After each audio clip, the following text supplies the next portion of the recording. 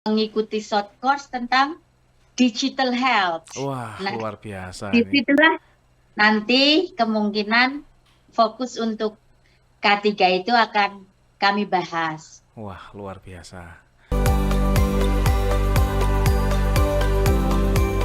Polkesma Talks, inspirasi kesehatan untuk kita semua. Baik, rekan-rekan sekalian, sahabat sehat Polkesma, kembali lagi bersama saya, Dimas, sebagai host pada edisi kali ini. Pada hari ini kita akan berbincang santai ya, misalnya ngobras. Nah, ini bersama pakar K3 yang sangat luar biasa. Nah, di sini sudah hadir bersama kita melalui daring ya. Ini ada Ibu Hanifah Maherdeni, SKM MPH PhD, dan beliau ini merupakan pakar di bidang K3. Dan selain itu, beliau saat ini juga menjabat sebagai Direktur Alumni, Kemahasiswaan, serta kerjasama di Universitas Diponegoro. Nah, mungkin untuk lebih jelasnya, kita bisa bincang-bincang bersama beliau secara langsung. Kita sapa dahulu ya, Sobat Sehat Polkesma. Selamat sore, Ibu Hanifah. Selamat sore Mas Dimas. Ya, apakah suara saya bisa didengar ya, Bun, dari Semarang? Sangat jelas. Oke, Untung baik. nggak hujan. Ya, betul. Jadi rekan-rekan sekalian, Ibu Hanifah ini, beliau ini stay-nya di Semarang karena beliau ini memang dosen tetap di Universitas Diponegoro Semarang. Nah, ini kesempatan yang sangat baik sekali ya rekan-rekan ya, karena beliau ini mau meluangkan waktu ya di sore hari, kebetulan di sana juga tidak hujan dan di Malang juga alhamdulillah cuaca di luar juga tidak hujan, Bun. Jadi kita bisa ngobrol santai terkait dengan apa sih penguatan sumber daya unggul berwawasan K3 pada sektor kesehatan. Nah, tentunya kita di sini juga harus punya gambaran ya, kira-kira kalau wawasan K3 ini untuk semua sektor kesehatan, untuk lulusan kesehatan seperti apa. Nah, tentunya kita tidak salah kalau kita itu mengundang Ibu Hanifah ini. Kalau saya manggil Ibu ini agak kaku ya rekan-rekan ya, karena beliau ini adalah dosen saya pada saat saya ngambil S2 di Universitas Diponegoro di Fakultas Kesehatan Masyarakat, dan beliau ini biasa dipanggil Bunda. Nah, ini kenapa kok dipanggil Bunda? Nah, itu ada ceritanya. Nah, ini kalau versi yang saya dengar ya, mohon izin ya Bu Hanifah, ini yang Ya, versi yang saya dengar ini beliau ini memang dekat dengan mahasiswa. Pada saat beliau menjadi dekan di FKM pada saat itu sangat dekat sekali dengan mahasiswa. Sering mengadakan kegiatan keluar atau mungkin kuliah bisa di taman di luar di area kampus dan sebagainya. Makanya rekan-rekan ini nyaman sehingga dianggap sebagai ibu, nah, makanya dipanggil Bunda. Di kelas juga kita manggilnya Bunda juga. Nah, di sini mungkin kita manggil Bunda aja ya, Bu Hanifah, mohon izin ya. ya, Ya, karena ya. kebiasaan. Ya Lebih mungkin akrab. betul. Ya mungkin agar sahabat sehat Polkesma bisa mengenal lebih dekat Bunda Hanifah, silahkan mungkin bisa diperkenalkan diri dulu Bunda, monggo. Iya. Jadi yang pertama itu nama direktoratnya itu Direktorat Akademik Kemahasiswaan dan Alumni. Oke, Kalau diundi. oke, baik. Kalau ini memang perubahan dari status PTNBH. Oke, Kalau zaman dulu kan eh, kemahasiswaan tuh di Wakil Rektor 3.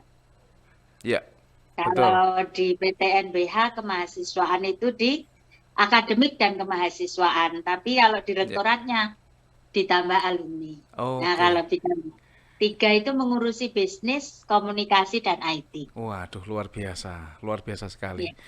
Ya, terus untuk saat ini Bun, karena mengingat itu kan sebagai tugas tambahan sebagai dosen ya Bun ya, tapi tugas utama tetap sebagai dosen, Tridharma harus tetap berjalan. Iya. Nah, ini kira-kira penelitian yang terbaru ini kaitannya dengan K3 di sektor kesehatan itu apa ada Bun?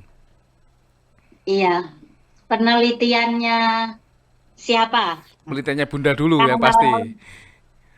kebetulan itu saya sekarang sedang menggalakkan di DK3N, Ya, Dewan K3 Nasional, saya sebagai salah satu anggota Dewan K3 Nasional. wah luar biasa. Terus yang sedang kami jalankan itu eh, proyek dengan ILO. Oke, ILO itu diberi mandat untuk apa namanya tadi mengurangi gap, memperkecil gap Oke. ya Ya. antara tenaga kerja di sektor formal yang besar Ya. dengan di sektor informal. Oke. Maka saya sejak tahun kemarin itu menjadi konsultan. Yang pertama itu ada 2 proyek. Yang pertama itu membuat e-learning K3. Oke. Nanti K3. bisa kami, kalau mau belajar e-learning nanti ada waktu khusus. Oke. Karena itu minimal 2 jam online. Oke, Terus baik. nanti bisa mendapat sertifikat. Dan itu sudah saya praktekkan di hampir semua ya, di semua area di Indonesia. Kalau hari kemarin, hari Selasa itu Ya. di Solo. Oke. Bulan-bulan lalu ada di Jogja gitu. Jadi ada ya kami keliling gitu untuk menggerakkan siswa-siswa SMK dan mahasiswa yang akan magang supaya terhindar dari bahaya dan penyakit akibat kerja. Oh, oke. Jadi untuk sasarannya Nah, memang tidak untuk mahasiswa K3 saja ya, Bun ya? tidak, karena begini, Ya. K3 itu kan way of life ya. Ya, betul. Jadi way of work ethic. Jadi ketika kita bekerja, mestinya kita menggunakan cara yang aman dan sehat. Betul, betul. Sepakat. Tapi masa sih kita bekerja kok mencari sakit? Kita Ya. bisa bekerja aja sudah bersyukur, kenapa harus mencari sakit, mencari cedera? Betul, betul sekali. Tepat sekali, Bunda. Nah, dari e-learning itu sebetulnya fleksibel. Oke. Bisa digunakan untuk SMK, D3, S1, bahkan S2.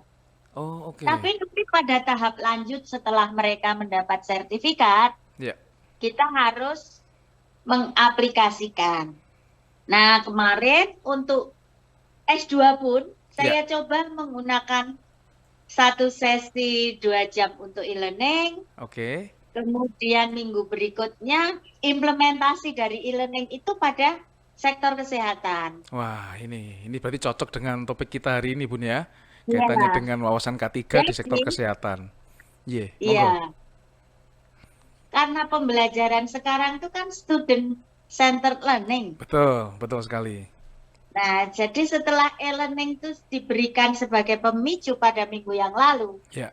kemudian sudah mendapat sertifikat, mereka harus mengobservasi, membuat video, membuat foto, membuat presentasi di real sektor kesehatan seperti health and safety, Oh, risk oke. assessment, Wah, itu luar atau biasa.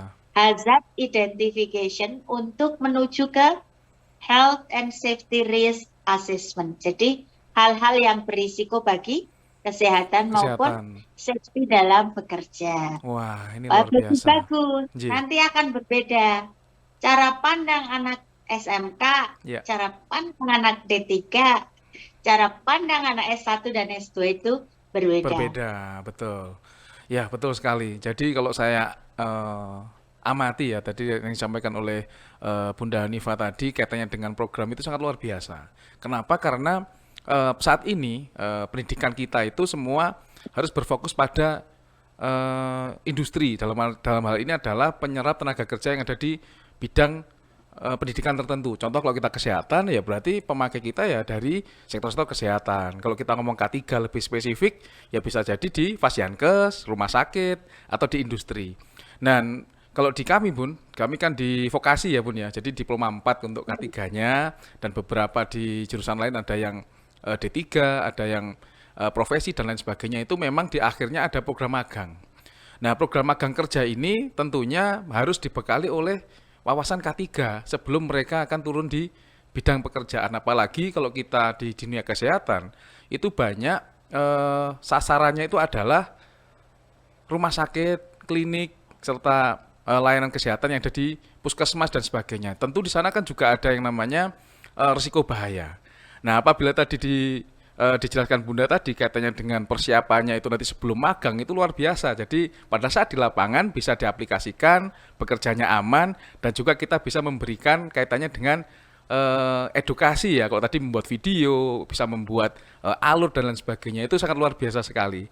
Nah, mungkin begini sobat Sehat Polkesma, suatu saat mungkin kita bisa bahas sendiri ya yang kaitannya dengan tadi e-learning tadi. Nah, ini kebetulan pakarnya juga Ibu Hanifah sendiri. Nah, nanti kita adakan sesi berikutnya. Ini luar biasa sekali. Ini bisa satu sesi sendiri ya Bun ya kalau kita membahas terkait e-learning ya. Kalau itu harus sesi kuliah sih, Sesi karena kuliah kan ya. Nggih. itu setelah pada akhir sesi 2 jam persis itu Ya, mereka dapat sertifikat gitu. langsung dan Kalau itu untuk ya podcast nggak cocok karena emang harus bagian dalam kurikulum, masuk di dalam apa kurikulum.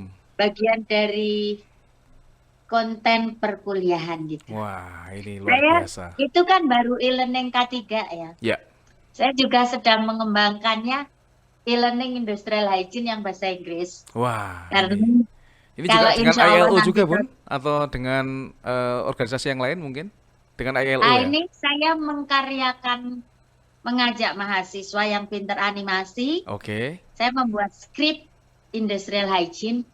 Terus nanti keluarnya animasi-animasi dan kita rencananya itu untuk mengajar di Swetang, Oh, oke, mantap luar China. biasa. Ini baru merintis ya, Ya, entah mereka jadi atau tidak. ya, Yang penting saya sedang merintis untuk itu. Jadi ya. sama seperti nanti ketika ke Australia saya akan insya Allah kalau tidak ada halangan tanggal 25 November sampai 11 Desember itu Ya. juga akan mengikuti short course tentang digital health. Wah, Nah, luar biasa di ini. situlah nanti kemungkinan fokus untuk K3 itu akan kami bahas. Wah, luar biasa. Di Kemenaker juga sekarang untuk norma K3 Ya, itu juga sedang dikembangkan digital health. Nah, oke. digital occupational safety and health. Ya, Tapi yang kami dari DK3N akan mendorong supaya potensi bahaya itu akan ada di tiap record pekerja. oke. Siap, baik, baik, baik, luar biasa. Jadi apapun yang dikerjakan, sekecil apapun pekerjaannya, identifikasi bahaya tetap berjalan agar nanti ke depannya bisa adanya antisipasi atau mungkin kita bisa melakukan minimalisir adanya bahaya tersebut di tempat kerja, pastinya seperti itu. Wah, luar biasa sekali ini. Jadi program-program yang direncanakan oleh Ibu Hanifah ini sangat luar biasa sekali rekan-rekan sobat Sehat Polkesma ya. Karena apa? Karena di sini nanti kaitannya itu panjang. Kalau kita ngomong K3, itu kan kita sudah harus berpikir kaitannya dengan keselamatan, bagaimana cara kita bekerja secara aman, agar sehat, dan nanti kita bisa bekerja secara terus-menerus secara sehat. Nah, selain itu Bun, kalau kita mengamati pada saat ini, di sektor kesehatan itu kan memang istilahnya urusan atau bisnis yang sangat kritis ya. Dalam hal ini adalah urusannya itu dengan nyawa, dengan keselamatan baik dari pasiennya maupun dari pekerjanya sendiri. Nah, sedangkan kalau kita lihat data kaitannya dengan unsafe action di lingkungan tenaga kesehatan itu kan masih banyak ya. Contohnya kalau tertusuk jarum dan lain sebagainya. Nah, di sini sebenarnya bagaimana sih Bun kaitannya dengan upaya yang bisa kita gunakan kaitannya dengan menekan kejadian tersebut yang ada di Fasiankes atau di rumah sakit yang memang di sana untuk K3-nya belum berjalan. Kira-kira bagaimana Bun? Jadi masalah K3 di layanan kesehatan itu zaman dulu kan emang diabaikan. Ya, Kalau sekarang kan bagian dari akreditasi. betul.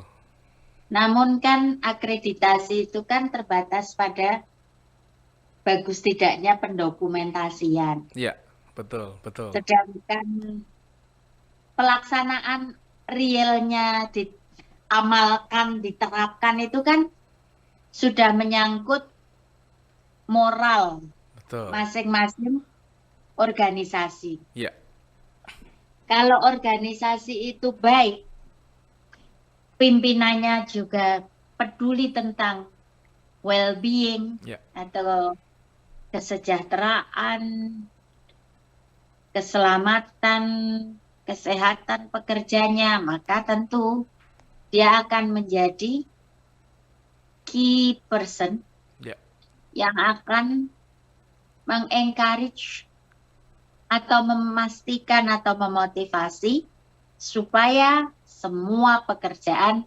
dilakukan dengan prosedur yang memenuhi standar kesehatan, keselamatan bagi pekerja. Wah, itu berarti istilahnya komitmen dari manajemen ya Bun ya, itu yang utama ya. Jadi ada komitmen dari manajemen terkait ya komitmen pelaksanaannya, meskipun pada saat akreditasi juga harus sarana prasarananya juga harus disediakan, sudah dilatih, dan nanti setelahnya pasca dari akreditasi tersebut masih tetap harus berjalan karena itu merupakan tanggung jawab moral dari masing-masing tenaga kesehatan. Nah, ini luar biasa sekali ya.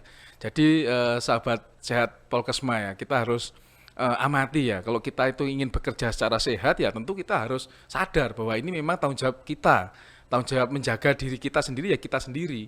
Nah, dengan demikian kalau kita sudah menjaga diri kita sendiri agar tetap sehat, itu maka nanti pada saat kita pelayanan pun juga akan hati-hati sesuai dengan prosedur, kita bisa lakukan sesuai dengan SOP dan lain sebagainya.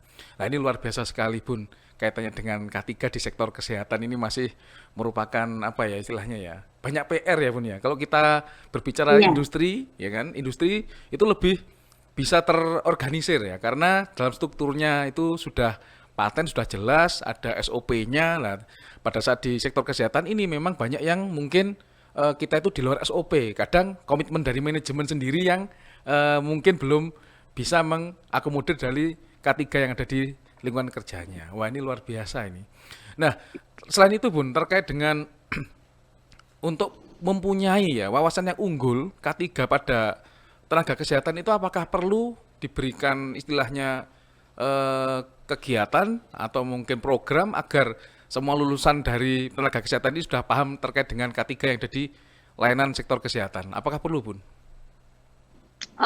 Harus pembekalan khusus. Oke. Karena kadang setelah kuliah itu mereka juga bingung pengamalannya bagaimana. Ya, ya.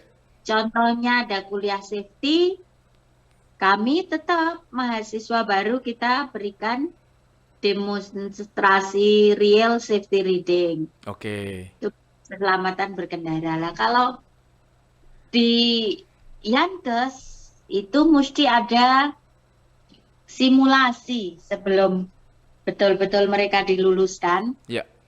Itu harus, karena begini, bikin suatu instilling mind, tanamkan pada pikiran dan perilaku mereka bahwa sebelum bekerja itu doanya dan rencananya dan upayanya, doa, rencana, upaya, pelaksanaan, sehat dulu, aman dulu. Ya, itu kuncinya. Jadi, iya, yang terpenting melatih bagaimana nomor 1, mengenali diri sendiri apakah sehat itu ketika bangun tidur tuh masih susah. Betul, betul. Contoh, malam-malam saya duduk terus banyak ngetik. Ya. Berarti posisi kaki kan kayak gini terus ya? Ya, betul. Kalau tukang pijit biasanya, ototnya ketarik. Ya emang itu artinya ketidaklancaran sistem peredaran darah karena posisi duduk itu tadi. Dalam waktu yang lama tentunya Bun ya? Dalam waktu yang lama. Maka hasilnya ketika bangun tidur apa? Capek-capek, biasanya kan keju-keju. kaki kiri agak kaku. Betul, betul. Itu kan orang nggak ngerti minum obat. Padahal kan tinggal ada gerakan tumitnya melangkah tapi tumit dulu. Ya, ada tekniknya ya, ada teknik peregangannya ya. Ya. Dan itu juga perlu teknik itu dipelajari oleh ahli-ahli K3. Jadi apapun itu bahwa itu adalah pelajaran dari fisioterapi. Ya. Saya diajari oleh fisioterapis waktu itu. Luar biasa, betul. Memang bidangnya ya Bun ya. Betul, dan saya menggunakan, loh ini kan ilmu kinesiologi, fisiologi gitu. Ya, betul, betul sekali. Ya, jadi jembatanilah mereka untuk apa yang mereka pelajari itu diamalkan. Oke. Jadi mengamalkan apa yang dipelajari ya. Kalau saya amati Bun, ya, dari yang Bunda Anifa sampaikan tadi, ya berarti dalam kita mengamalkan sebuah ilmu, apapun ilmunya ya. Kalau kita ngomong sekarang khusus ya ilmu tentang kesehatan, ya kita harus meyakini dulu dalam hati. Nah, mengamalkan dengan perbuatan kan itu istilahnya. Jadi kita menghayati benar apa yang kita jalani. Nah, setelah kita ada penghayatan itu ya tentu kita menyadari bahwasanya bekerja itu butuh aman, butuh sehat, butuh nyaman. Nah, untuk itu maka kita harus menciptakan, kalau bukan kita siapa lagi? Karena dalam lingkungan kerja kita yang menciptakan itu ya kita sendiri, apakah itu kesehatannya, kenyamanannya, dan lain sebagainya. Nah, tentu berbeda apabila memang terjadi suatu insiden yang memang sudah di luar rencana, itu kan berbeda lagi ya. Tapi apabila pekerjaan itu sudah bisa kita kendalikan, bisa kita lakukan secara berulang-ulang dan itu merupakan kompetensi ya tentunya itu bisa kita harus meyakini dulu. Setelah itu baru kita lakukan, baru kita dengan sadar kita melakukan kegiatan itu dengan sehat dan selamat. Nah, itu yang paling penting. Luar biasa sekali. Wah, ini jarang-jarang loh rekan-rekan sahabat sehat Polkesma kita bisa berdiskusi santai ya dengan Bu Hanifa ini karena beliaunya ini memang sangat sibuk sekali. Dalam artian bukan hanya sibuk ya, tapi sibuk sekali kaitannya dengan tridharmanya, terkait dengan penelitian dengan pihak luar negeri. Belum lagi nanti juga ada narasumber luar juga Bun ya. Ini kapan Bun? Ada acara jadi narasumber di luar negeri kapan ini? Tahun ini? Kalau tahun ini Ya. sudah kan dulu Februari. Oh Februari, ya betul. Februari Maret itu di Ya. Australia di Melbourne. Siap. Baik, mantap. Terus akhir 2021 November itu di Turki. Wah, Tapi masih online karena waduh, pandemi. betul. Nah, jadi kan nggak selalu jadi narasumber kan, harus course juga untuk recharging toh. Betul, Lah termasuk yang besok course-nya ini itu ya. dapat Iya, dari betul. Australia Award, alhamdulillah. Dan ini didatangkan secara langsung ya, secara offline. Bunda langsung terbang ke Australia untuk mengikuti short course ya. Wah, itu luar biasa. Jakarta satu periode Oke. pre-Australia itu ada tanggal 25, 26, 27 itu Jakarta. Wah, luar biasa sekali. Terus pulang berlatih dulu project. Ya, Menyusun project baru Australia November Desember, nanti pulang lagi, nanti ada post project lagi akhir Februari sampai awal Maret. wah itu. Jadi terus berlanjut ya, karena ini kan prosesnya meskipun short course tapi proyeknya ini jangka panjang ya sepertinya. Apabila nanti bisa dilakukan secara terus-menerus maka akan ada kontinuitas kait dengan program. Nah ini luar biasa sahabat sehat Polkesma ya. Apalagi terutama ini nanti pemirsa yang dari rekan-rekan K3 gitu, ada prodi diploma 4 K3 Bun di kita. Nah, di sini juga animonya juga luar biasa sekali. Nah, mungkin suatu saat apabila ingin berdiskusi kaitannya dengan K3 di sektor informal maupun formal serta sektor kesehatan ini bisa berdiskusi dengan Ibu Hanifa. Saya yakin beliau Ikut akan aja summer school. ya. Oh, gitu ya. Ada semacam Ada itu summer di school ya, Bun ya. bulan 22 November sampai itu 1 minggu kayaknya. Daftarnya di Bu Nur Hasmadiar. Oke, nah ini luar biasa. Kita Tapi dapat channel temennya ini. dari Kertin. Wah, Kutin University ya, Bun ya. Ya, tapi summer school-nya FKM. Oke, Online oke. kan, masih online. Ya, nah ini luar biasa. Kita dapat jalan ini kayaknya kalau ingin mengembangkan skill K3-nya dengan pihak luar negeri. Nah, ini ada info-info. Termasuk penulisan jurnal ilmiah. Nah, ini pengalaman saya ini. Beliau ini memang banyak memberikan kaitannya dengan ini loh, jurnal ilmiah yang bisa di istilahnya kita bisa mengirimkan artikel nanti agar bereputasi dan lain sebagainya. Beliau ini juga merupakan reviewer juga Bun ya, reviewer jurnal ya Bun ya, dalam dan luar negeri ya. Ini luar biasa. Nah, ini mungkin untuk rekan-rekan dosen yang ingin menulis kaitannya dengan K3 atau mungkin kaitannya dengan kesehatan masyarakat, beliau ini banyak koneksi serta banyak menulis juga kaitannya dengan jurnal-jurnal yang sudah bereputasi. Ini luar biasa. Oke, ya. Ini nggak terasa ini kita ngobrol santainya ini juga sudah lama ini Bun. Mungkin sebagai penutup ini mungkin ada closing statement yang kaitannya gimana sih agar SDM kita itu bisa berwawasan K3 terutama di sektor kesehatan. Monggo untuk closing statement-nya Bunda. Ya. Ya, jadi berwawasan K3 itu kan nggak hanya sekedar menerima materi, ada ceramah, ada apa, itu sangat kurang efektif. Ya. Tapi berwawasan K3 itu berkesinambungan. Yang pertama ada pengenalan materi, terus ada interaktif, ada simulasi, ada pelatihan berkelanjutan, ada dengan metode student center learning itu, kemudian ada project. Nah, baru setelah lulus SDM kesehatannya itu lulus, sudah punya beberapa sertifikat K3 ya, entah itu course dari course, kredit sistem, betul. Atau dari short course, atau dari training, atau dari project. Nah, dari kita tahu mengenali bahaya, kemudian ada self assessment, bagaimana sih kalau kita itu menghadapi apa saja, kemudian harus selalu ditanamkan bahwa anggota keluarga kita itu yang melindungi kita sendiri gitu. Ya, betul sekali. Satu rusak diganti operasi plastik pun nggak akan sama. Betul. Itu saja, maka sayangilah diri, kemudian bekerjalah secara aman dan sehat, baru bisa menolong orang lain. Seperti itu. Luar biasa sekali. Ini kita bisa virtual applause ya. Ini kaitannya dengan closing statement-nya dari Ibu Hanifah Mardiani, SKM MPH PhD. Nah, ini tentunya ini masih rekan-rekan masih ingin mengulik banyak ini kait dengan K3 atau mungkin dengan hal lain ya terkait dengan kesehatan masyarakat.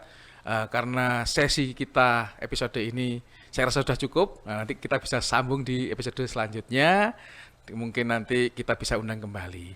Itu dari kami, sahabat Sehat Polkesma. Demikianlah bincang-bincang santai kita bersama Ibu Hanifah. Semoga bermanfaat bagi kita semua dan ke depan bisa memberikan pencerahan kaitannya dengan K3 pada sektor kesehatan. Terima kasih, selamat sore rekan-rekan. Selamat sore. Terima kasih Bunda. Ya.